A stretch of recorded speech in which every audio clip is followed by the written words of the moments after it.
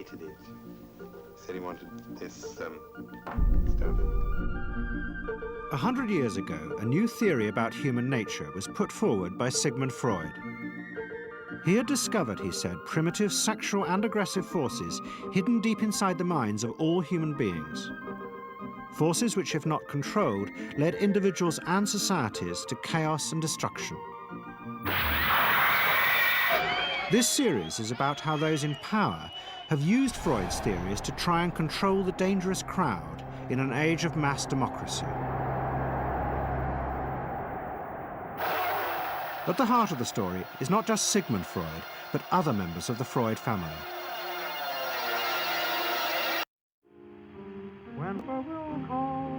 This episode is about Freud's American nephew, Edward Bernays. Bernays is almost completely unknown today, but his influence on the 20th century was nearly as great as his uncle's.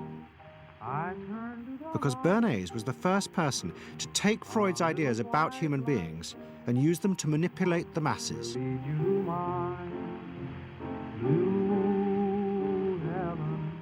He showed American corporations for the first time how they could make people want things they didn't need by linking mass-produced goods to their unconscious desires. Out of this would come a new political idea of how to control the masses. By satisfying people's inner selfish desires, one made them happy and thus docile. It was the start of the all-consuming self, which has come to dominate our world today.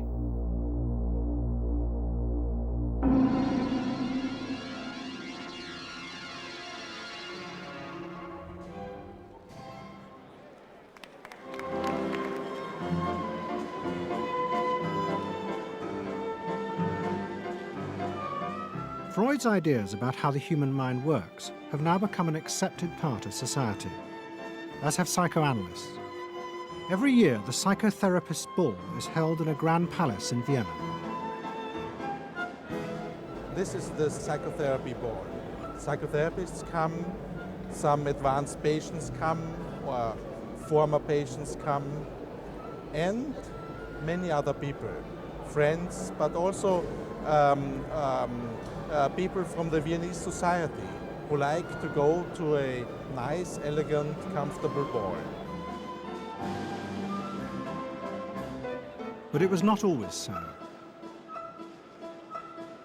100 years ago, Freud's ideas were hated by Viennese society. At that time, Vienna was the center of a vast empire ruling Central Europe. And to the powerful nobility of the Habsburg court, Freud's ideas were not only embarrassing, but the very idea of examining and analyzing one's inner feelings was a threat to their absolute control. You see, at that time, these people had the power. And of course, you just were not allowed to show your bloody feelings. I mean, you just couldn't. You know, I mean, you couldn't, if you were unhappy, can you imagine, you, for instance, you sit somewhere in the country in a castle, you are deeply unhappy, you are a woman. You couldn't go to your maid and cry on her shoulders, or you couldn't go into the village and complain, you know, about your feelings. I mean, you couldn't, it was like selling yourself to somebody, you just couldn't, you know, because they had to respect you. Now, of course, Freud, you see, put that thought very much into question, because you see, to examine yourself, you would have to put a lot of other things into question, your society, everything what surrounds you. And that wasn't a good thing at that time. Why not? Because your self-created empire, to a certain extent, would have fallen into bits much earlier already. But what frightened the rulers of the empire even more was Freud's idea that hidden inside all human beings were dangerous instinctual drives. Freud had devised a method he called psychoanalysis. By analyzing dreams and free association, he had unearthed, he said, powerful sexual and aggressive forces, which were the remnants of our animal past. Feelings we repressed because they were too dangerous. Freud devised a method for exploring a hidden part of the mind, which we nowadays call the unconscious, which is a part that is totally unknown to our consciousness, that there exists a barrier in all our minds which prevents these hidden and unwelcome impulses of the unconscious from emerging. Good night.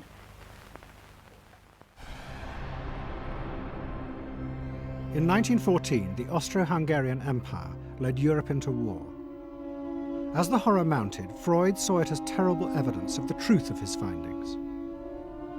The saddest thing, he wrote, is that this is exactly the way we should have expected people to behave, from our knowledge of psychoanalysis. Governments had unleashed the primitive forces in human beings, and no one seemed to know how to stop them.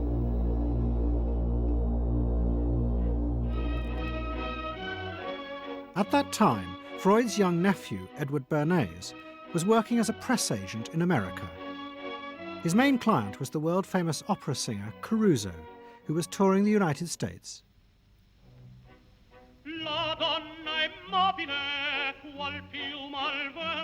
Bernays' parents had emigrated to America 20 years before, but he kept in touch with his uncle and joined him for holidays in the Alps.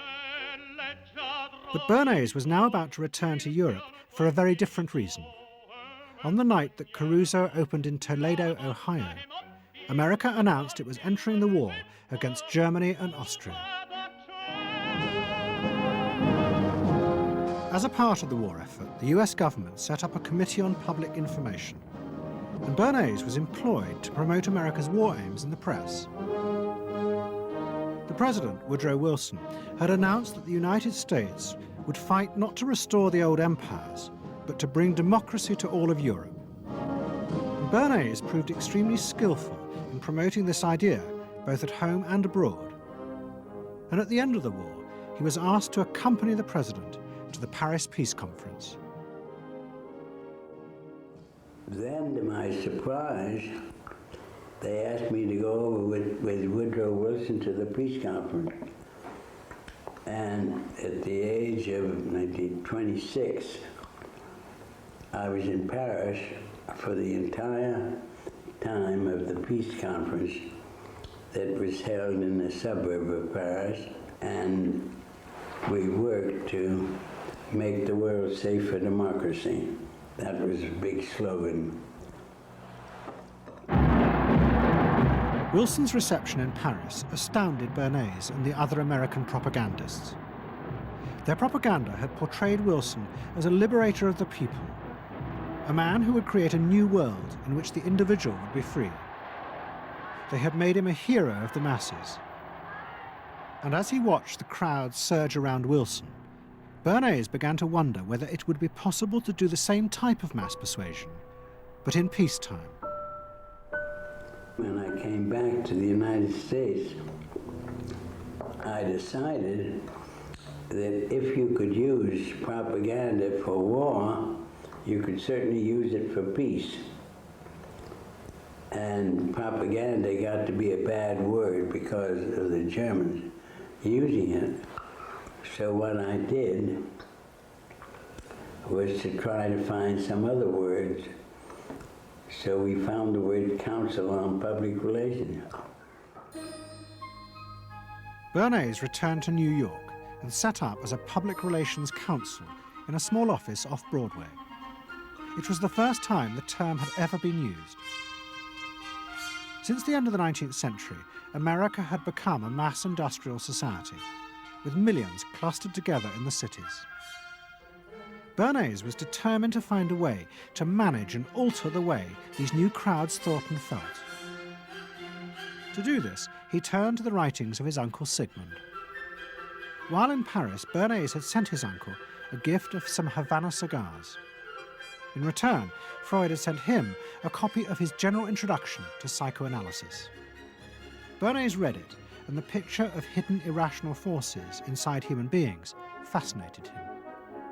He wondered whether he might make money by manipulating the unconscious. What Eddie got from Freud was indeed this idea that there is a lot more going on in human decision-making, not only among individuals, but even more importantly among groups, than this idea that information drives behavior. And so Eddie began to formulate this idea that you had to look at things that would play to people's irrational emotions And you see, that moved Eddie immediately into a different category from other people in his field and most government officials and managers of the day who thought if you just hit people with all this factual information, they would look at that and say, oh, of course. And Eddie knew that was not the way the world worked. Bernays set out to experiment with the minds of the popular classes. His most dramatic experiment was to persuade women to smoke. At that time, there was a taboo against women smoking, and one of his early clients, George Hill, the president of the American Tobacco Corporation, asked Bernays to find a way of breaking it. He said, we're losing half of our market because men have invoked a taboo against women smoking in public. Can you do anything about that? I said, let me think about it. And then I said, have I your permission to see a psychoanalyst to find out what cigarettes mean to women? He said, what'll it cost? So I called up Dr. Brill, A.A. Brill, who was a leading psychoanalyst in New York at that time. How come you didn't call your uncle? Why didn't you call your uncle? Because he was in Vienna. A.A. Brill was one of the first psychoanalysts in America.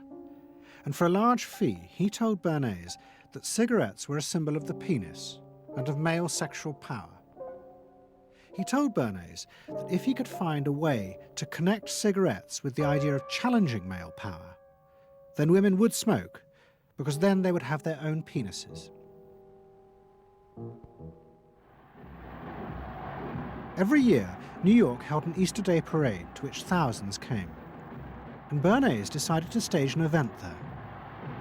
He persuaded a group of rich debutantes to hide cigarettes under their clothes. Then they should join the parade, and at a given signal from him, they were to light up the cigarettes dramatically. Bernays then informed the press that he had heard that a group of suffragettes were preparing to protest by lighting up what they called torches of freedom. He knew this would be an outcry, and he knew that all of the photographers would be there to capture this moment. And so he was ready with a phrase, which was torches of freedom. And so here you have a symbol, women, young women, debutantes, smoking a cigarette in public with a phrase that means anybody who believes in this kind of equality pretty much has to support them in the ensuing debate about this, because torches of freedom. I mean, what's on all American coins? It's liberty. She's holding up the torch, you see? And so all of this is there together. There's emotion, there's memory, there's a rational phrase, even though it's using a lot of emotional elements. It's a phrase that works in a rational sense. All of this is together.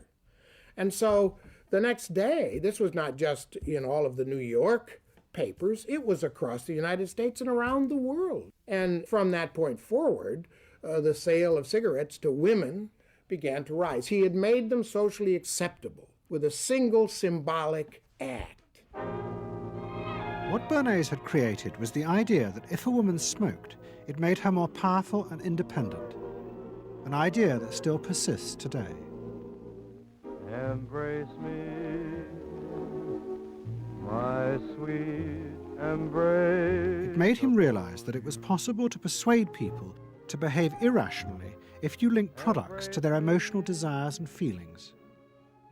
The idea that smoking actually made women freer was completely irrational, but it made them feel more independent. It meant that irrelevant objects could become powerful emotional symbols of how you wanted to be seen by others. Eddie Bernays saw the way to sell product was not to sell it to your intellect, that you ought to buy an automobile, but that you will feel better about it if you have this automobile. I think he originated that idea, that they weren't just purchasing something, but they were engaging themselves emotionally or personally in the product or service. That it's not, you think you need a new piece of clothing, but you'll feel better with the piece of clothing.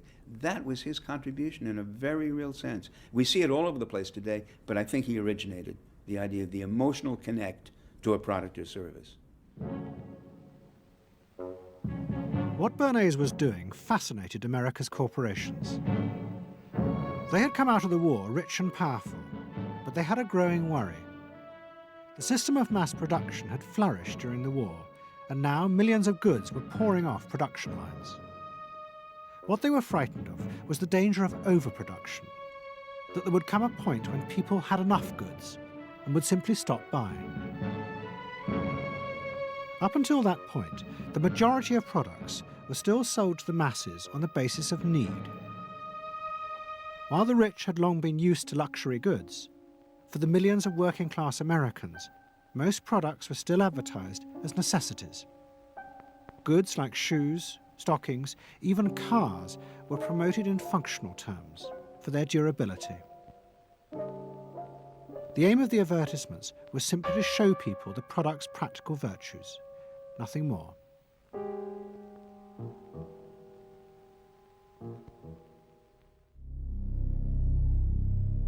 What the corporations realized they had to do was transform the way the majority of Americans thought about products. One leading Wall Street banker, Paul Mazur of Lehman Brothers, was clear about what was necessary. "We must shift America," he wrote, "from a needs to a desires culture. People must be trained to desire, to want new things even before the old have been entirely consumed. We must shape a new mentality in America. Man's desires must overshadow his needs."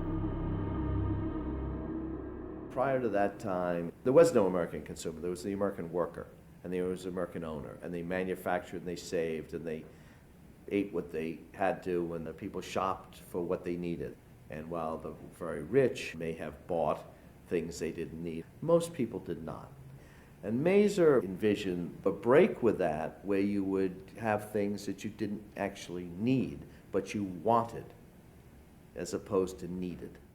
And the man who would be at the center of changing that mentality for the corporations was Edward Bernays. Bernays really is the guy within the United States, more than anybody else, who sort of brings to the table psychological theory as something that is an essential part of how, from the corporate side, of how we are going to appeal to the masses effectively. And the whole sort of merchandising establishment and sales establishment is ready for Sigmund Freud. I mean, they are ready for understanding what motivates the human mind. And so that there's this real openness to Bernays' techniques being used to sell products to the masses. Beginning in the early 20s, the New York banks funded the creation of chains of department stores across America. They were to be the outlets for the mass-produced goods, and Bernays' job was to produce the new type of customer. Bernays began to create many of the techniques of mass consumer persuasion that we now live with. He was employed by William Randolph Hearst to promote his new women's magazines, and Bernays glamorized them by placing articles and advertisements that linked products made by others of his clients to famous film stars like Clara Bow, who was also his client. Bernays also began the practice of product placement in the movies, and he dressed the stars at the film's premieres with clothes and jewellery from other firms he represented. He was, he claimed, the first person to tell car companies they could sell cars as symbols of male sexuality. He employed psychologists to issue reports that said products were good for you and then pretended they were independent studies. He organised fashion shows in the department stores and paid celebrities to repeat the new and essential message: you bought things not just for need, but to express your inner sense of yourself to others. There's a psychology of dress. Have you ever thought about it? How it can express your character? You all have interesting characters, but some of them are all hidden. I wonder why you all want to dress always the same, with the same hats and the same coats. I'm sure all of you are interesting and have wonderful things about you, but looking at you in the street, you all look so much the same. And that's why I'm talking to you about the psychology of dress. Try and express yourselves better in your dress. Bring out about certain things that you think are hidden. I wonder if you've thought of this angle of your personality. I'd like to ask you some questions. Why do you like short skirts? Oh, because there's more to see. More to see, eh? What good does that do you? What's my answer?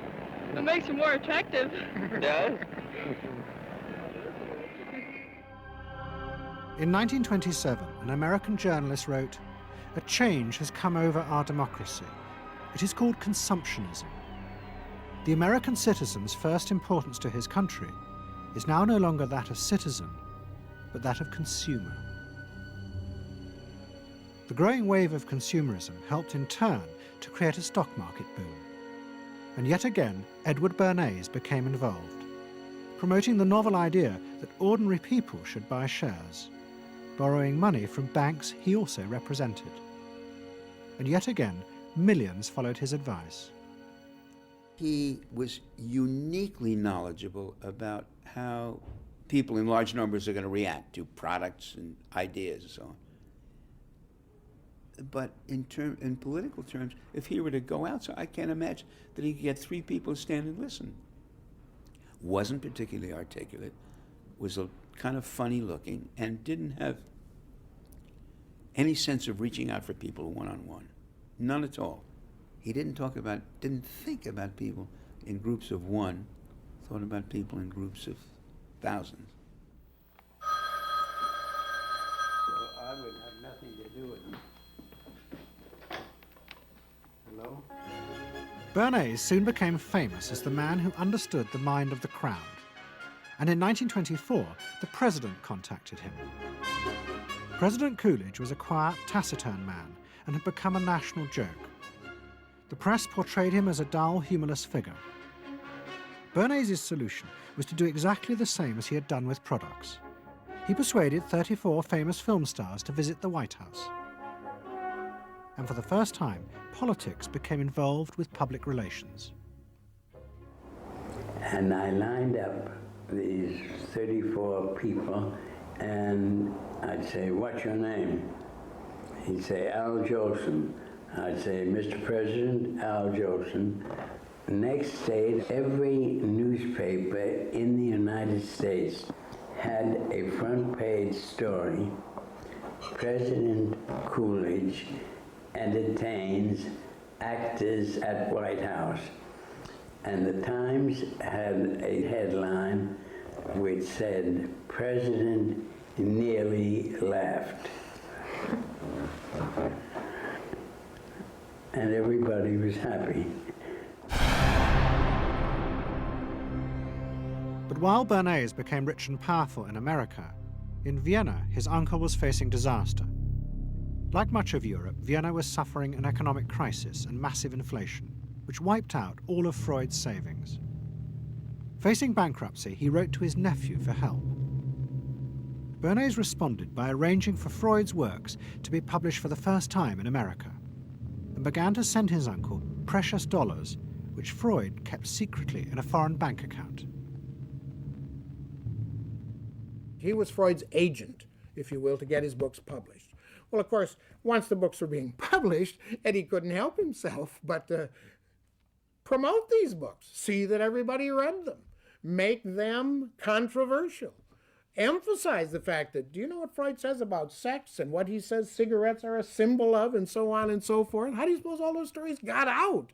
Certainly the academics weren't spreading these around the country. Eddie Bernays was. Then, when Freud became accepted, well then, of course, to go to a client and say, "Well, Uncle Siggy," see, then that had some cachet. But notice there, first Eddie created Uncle Siggy in the U.S., made him acceptable, secondly, and thirdly, then capitalized on Uncle Siggy. Typical Bernays performance. Bernays also suggested that Freud promote himself in the United States. He proposed his uncle write an article for Cosmopolitan, a magazine that Bernays represented, entitled "A Woman's Mental Place in the Home." Freud was furious. Such an idea, he said, was unthinkable. It was vulgar, and anyway, he hated America. Freud was now becoming increasingly pessimistic about human beings. In the mid-20s, he retreated in the summers to the Alps, sometimes staying in an old hotel, the Pension Moritz in Berchtesgaden. It is now a ruin. Freud began to write about group behavior, about how easily the unconscious aggressive forces in human beings could be triggered when they were in crowds. Freud believed he had underestimated the aggressive instincts in human beings. They were far more dangerous than he had originally thought. After World War I, Freud was basically a pessimist. He felt that man is an impossible creature, a very, very sadistic and bad species, and did not believe that man can be improved. Man is a ferocious animal, the most ferocious animal that exists.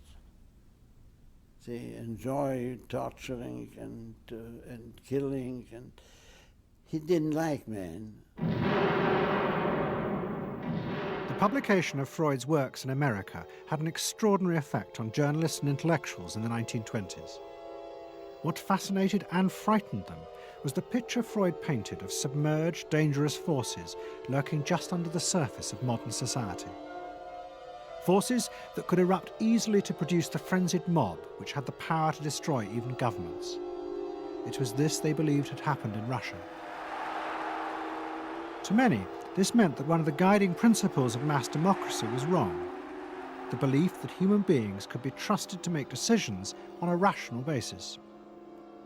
The leading political writer, Walter Lippmann, argued that if human beings were in reality driven by unconscious, irrational forces, then it was necessary to rethink democracy. What was needed was a new elite who could manage what he called the bewildered herd. This would be done through psychological techniques that would control the unconscious feelings of the masses. So here you have Walter Lippmann, probably the most influential political thinker in the United States, who is essentially saying that the basic mechanism of the mass mind is unreason, is irrationality, is animality. He believes that the mob in the street, which is how he sees ordinary people, are people who are driven not by their minds but by their spinal cords. The notion of kind of animal drives, unconscious instinctual drives lurking beneath the surface of civilization. And so they started looking towards psychological science as a way of understanding the mechanisms by which the popular mind works, specifically with the goal of figuring out how to understand how to apply those mechanisms to strategies for social control. Edward Bernays was fascinated by Lippmann's arguments and also saw a way to promote himself by using them. In the 1920s, he began to write a series of books which argued that he had developed the very techniques Lippmann was calling for. By stimulating people's inner desires and then sating them with consumer products, he was creating a new way to manage the irrational force of the masses. He called it the engineering of consent. Democracy, to my father, was a wonderful concept, but I don't think he felt that all those publics out there had reliable judgment, and that they very easily might vote for the wrong man or want the wrong thing, so that they had to be guided from above. It's enlightened despotism in a sense. You appeal to their desires and their unrecognized longings, that sort of thing.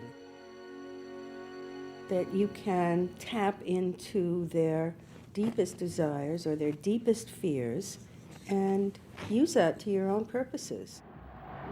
And then, in 1928, a president came to power who agreed with Bernays. President Hoover was the first politician to articulate the idea that consumerism had become the central motor of American life. After his election, he told a group of advertisers and public relations men, "You have taken over the job of creating desire and have transformed people into constantly moving happiness machines. machines which have become the key to economic progress. What was beginning to emerge in the 1920s was a new idea of how to run mass democracy. At its heart was the consuming self, which not only made the economy work, but was happy and docile, and so created a stable society. Both Bernays and Littman's concept of managing the masses takes the idea of democracy and it turns it into a palliative. It turns it into giving people some kind of feel-good medication that will respond to an immediate pain or an immediate yearning, but will not alter the objective circumstances one iota.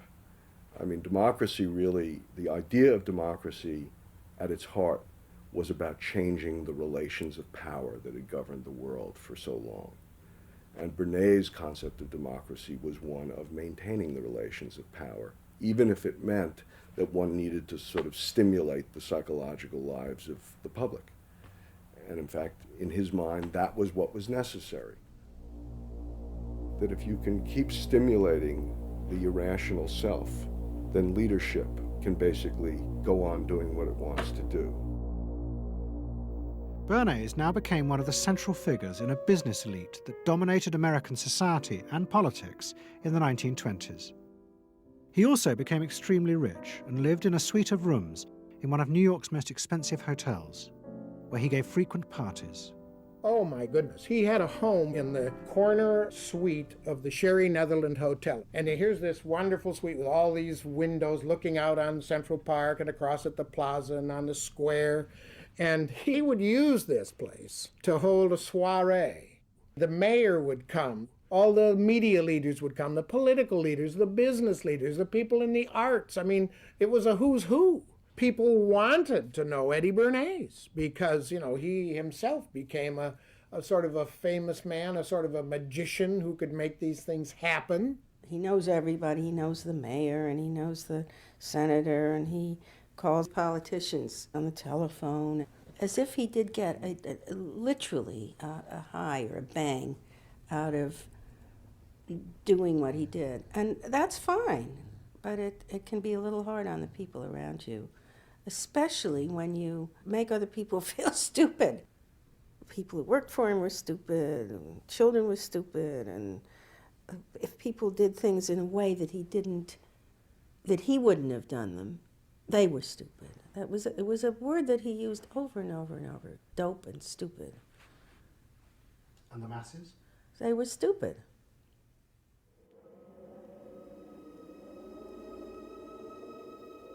But Bernays' power was about to be destroyed dramatically, and by a type of human irrationality he could do nothing to control. At the end of October 1929, Bernays organised a huge national event to celebrate the 50th anniversary of the invention of the light bulb. President Hoover, the leaders of major corporations, and bankers like John D. Rockefeller were all summoned by Bernays to celebrate the power of American business. But even as they gathered, news came through that shares on the New York Stock Exchange were beginning to fall catastrophically. Throughout the 1920s, speculators had borrowed billions of dollars. The banks had promoted the idea that this was a new era where market crashes were a thing of the past. But they were wrong. What was about to happen was the biggest stock market crash in history. Investors had panicked and begun to sell in a blind, relentless fury that no reassurance by bankers or politicians could halt. And on the 29th of October 1929, the market collapsed.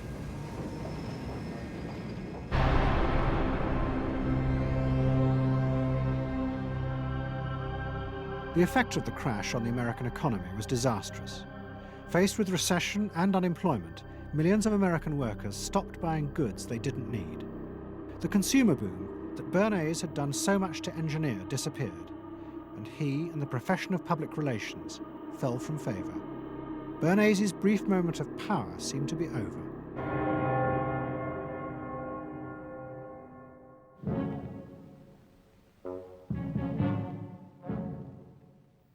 The effect of the Wall Street crash on Europe was also catastrophic.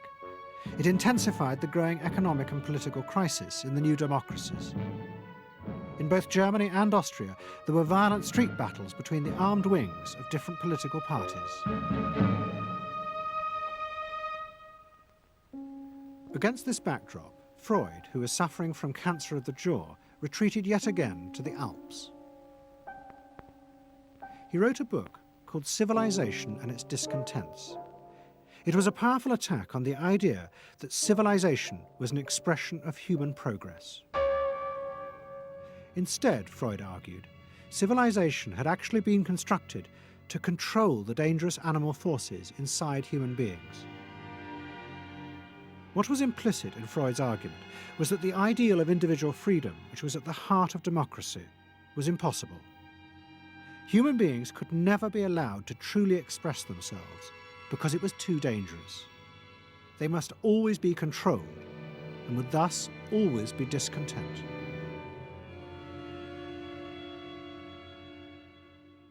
Man doesn't want to be civilized, and he is, civilization brings discontent, but it's necessary to survival. Otherwise he couldn't survive.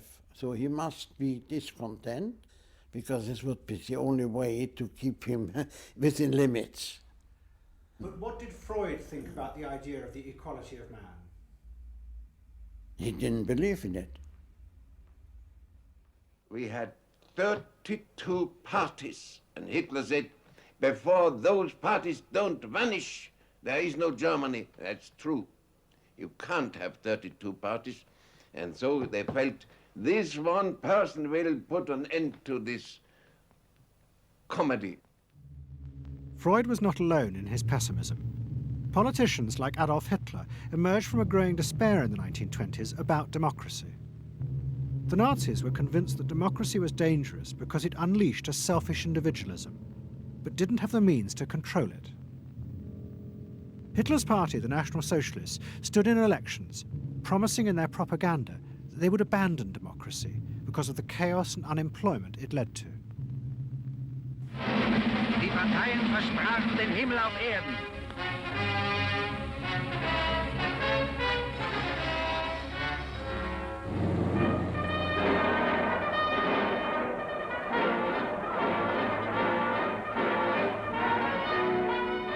In March 1933, the National Socialists were elected to power in Germany, and they set out to create a society that would control human beings in a different way.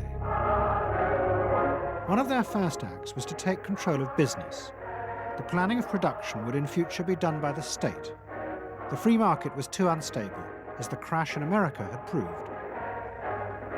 Workers' leisure time was also planned by the state through a new organization called Strength Through Joy. One of its mottos was service, not self.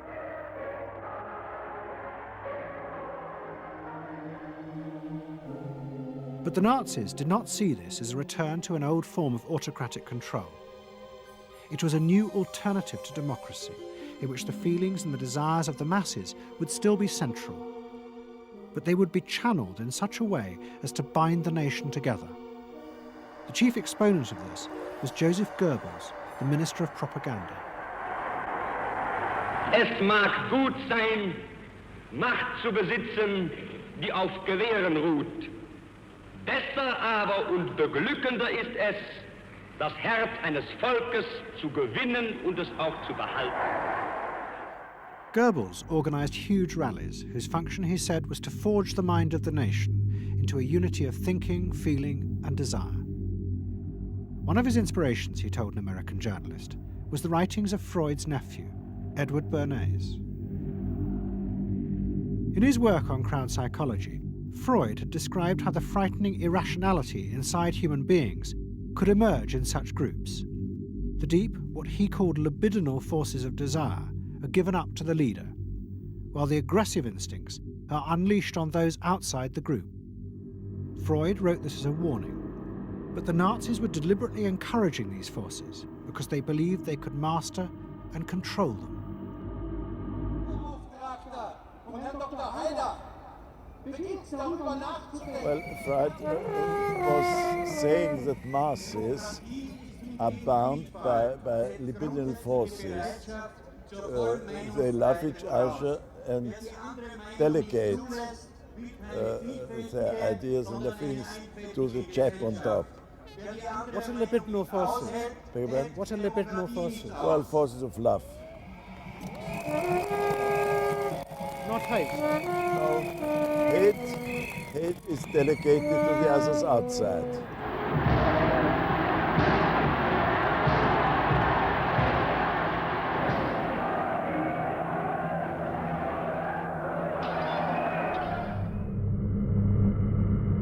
It's the mob.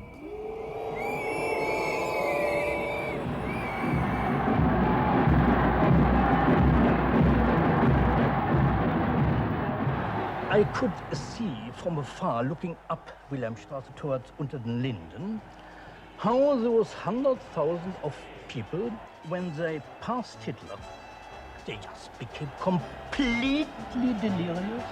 They began to shout these cries I will never get out of my ears. Heil, Sieg, Heil. They were demented.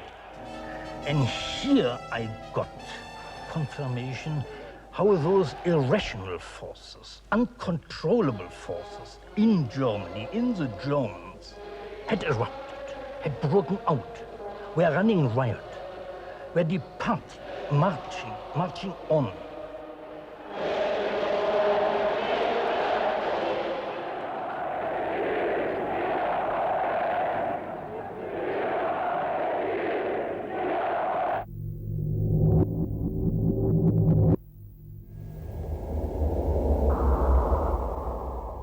And in America too, democracy was under threat from the force of the angry mob. The effect of the stock market crash had been disastrous. There was growing violence as an angry population took out their frustration on the corporations who were seen to have caused this disaster. Then, in 1932, a new president was elected who was also going to use the power of the state to control the free market. But his aim was not to destroy democracy, but to strengthen it. And to do this, he was going to develop a new way of dealing with the masses. I am prepared, under my constitutional duty, to recommend the measures that a stricken nation in the midst of a stricken world may require. But in the event that the national emergency is still critical, I shall not evade the clear course of duty that will then confront me. I shall ask the Congress for the one remaining instrument to meet the crisis: broad executive power.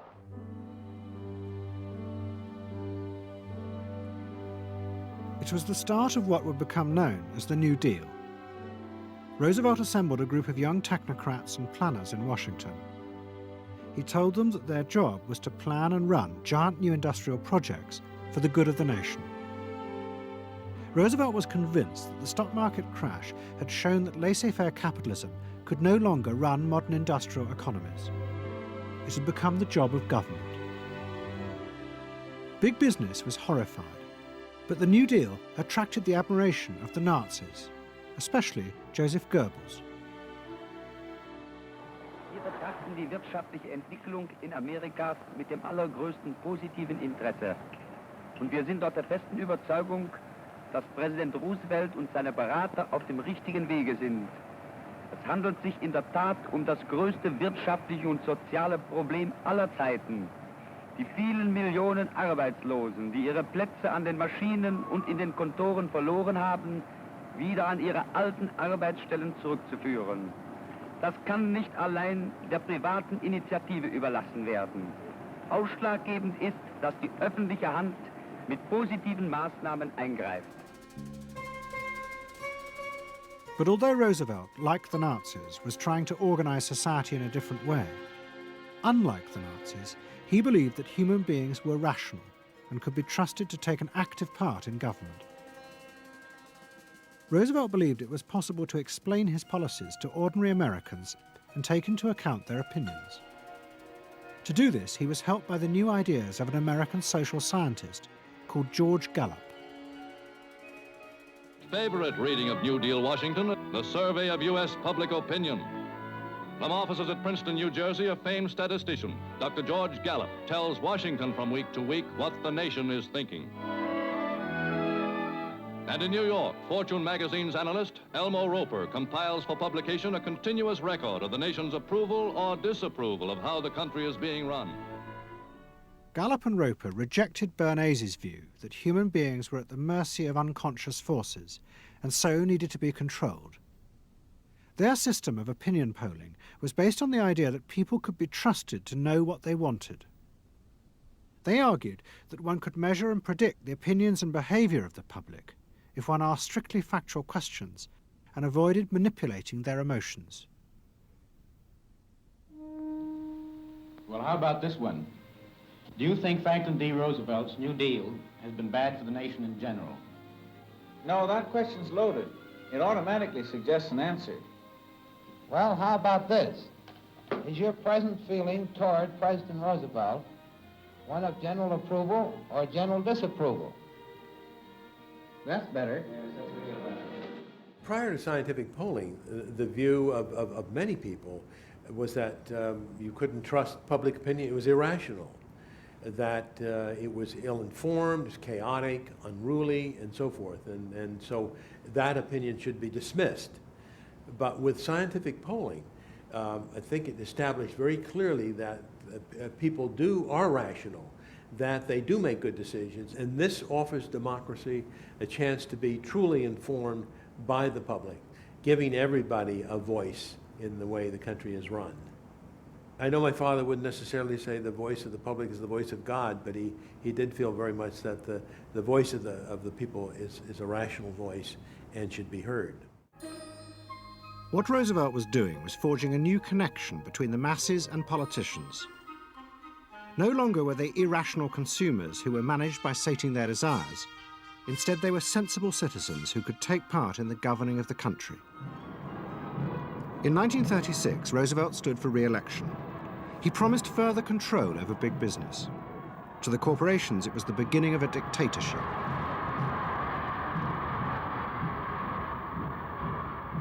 Roosevelt interferes with private enterprise and is running the country into debt for generations to come. The way to get recovery is to let business alone. But Roosevelt was triumphantly re-elected. It looks, my friends, like a real landslide this time.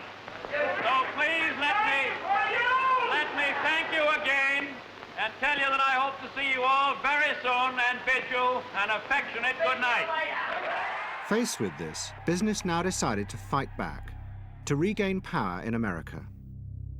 At the heart of the battle would be Edward Bernays and the profession he had invented, public relations. Following that election, business people start to get together and start to carry on discussions, primarily in private, and they start talking to each other about the need to sort of carry on ideological warfare against the New Deal and to sort of reassert the sort of connectedness between the idea of democracy on the one hand and the idea of privately owned business on the other. And so, under the umbrella of an organization which still exists, which is called the National Association of Manufacturers, and whose membership included all of the major corporations of the United States, a campaign is launched explicitly designed to create emotional attachments between the public and big business. It's Bernays' techniques being used on a grand scale.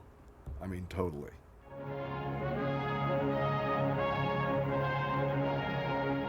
The General Motors Parade of Progress, traveling the high roads and by roads of America, bringing to millions of Americans in their own hometown the fascinating story behind modern industry, showing... The campaign set out to show dramatically that it was business, not politicians, who had created modern America. A better mode of living for all of us. Bernays was an advisor to General Motors, but he was no longer alone. The industry he had founded now flourished as hundreds of public relations advisors organized a vast campaign. They not only used advertisements and billboards, but managed to insinuate their message into the editorial pages of the newspapers. It became a bitter fight. In response to the campaign, the government made films that warned of the unscrupulous manipulation of the press by big business. And the central villain was the new figure of the public relations man. They tried to achieve their ends by working entirely behind the scenes, corrupting and deceiving the public. The aims of such groups may be either good or bad, so far as the public interest is concerned, but their methods are a grave danger to democratic institutions. The films also showed how the responsible citizen could monitor the press themselves. They could create a chart that analyzed the reporting for signs of hidden bias. But such earnest instruction was to be no match for the powerful imagination of Edward Bernays. He was about to help create a vision of the utopia that free market capitalism would build in America if it was unleashed.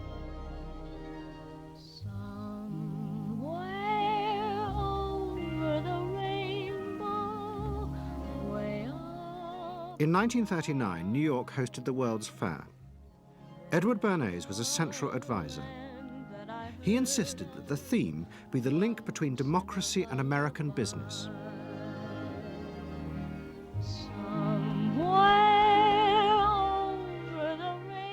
At the heart of the fair was a giant white dome that Bernays named Democracity. And the central exhibit was a vast working model of America's future, constructed by the General Motors Corporation. To my father, the World's Fair was an opportunity to keep the status quo, that is, capitalism in a democracy. Democracy and capitalism, that marriage, right, linking, just like that. He did that by manipulating people and getting them to think that you couldn't have real democracy in anything but a capitalist society, which was capable of doing anything, of creating these wonderful highways, of making, moving pictures inside everybody's house, of telephones that didn't need cords, of sleek roadsters. I mean, it was consumerist, but at the same time, you inferred that in a funny way, democracy and capitalism went together. The World's Fair was an extraordinary success and captured America's imagination. The vision it portrayed was of a new form of democracy, in which business responded to people's innermost desires in a way politicians could never do. But it was a form of democracy that depended on treating people not as active citizens, as Roosevelt did, but as passive consumers. Because this, Bernays believed, was the key to control in a mass democracy. It's not that the people are in charge, but that the people's desires are in charge. The people are not in charge. The people exercise no decision-making power within this environment. So democracy is reduced from something which assumes an active citizenry to the idea of the public as passive consumers. Driven primarily by instinctual or unconscious desires, and that if you can in fact trigger those needs and desires, you can get what you want from them. But this struggle between the two views of human beings as to whether they were rational or irrational was about to be dramatically affected by events in Europe. Events that would also change the fortunes of the Freud family.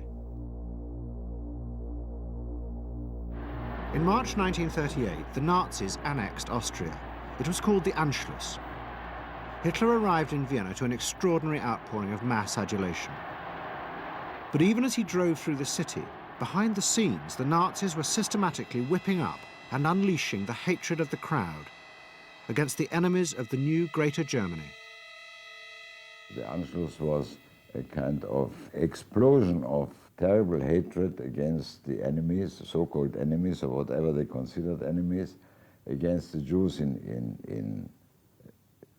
totally, and also against a lot of very decent Austrians who had opposed the Nazis in Austria.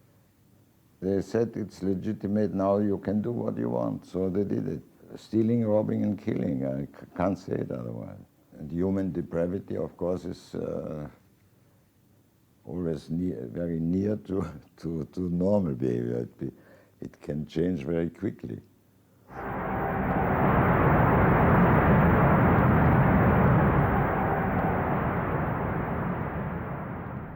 As the violence and assassinations raged in Vienna, Freud decided he had to leave. His aim was to go to Britain, but he knew that Britain, like many countries, was refusing entry to most Jewish refugees. But help came from the leading psychoanalyst in Britain, Ernest Jones. He was in the same ice skating club as the Home Secretary, Sir Samuel Hoare, and Jones persuaded Hoare to issue Freud a British work permit. And in May 1938, Freud, his daughter Anna, and other members of his family set off for London.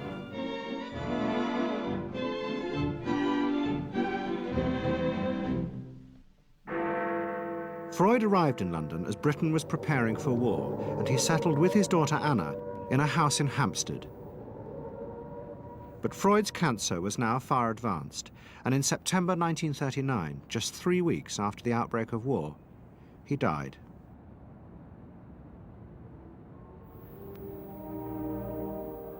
The Second World War would utterly transform the way governments saw democracy and the people they governed. Next week's program will show how the American government, as a result of the war, became convinced there were savage, dangerous forces hidden inside all human beings, forces that needed to be controlled. The terrible evidence from the death camps seemed to show what happened when these forces were unleashed. And politicians and planners in post-war America would come to believe that hidden under the surface of their own population were the same dangerous forces. And they would turn to the Freud family to help control this enemy within.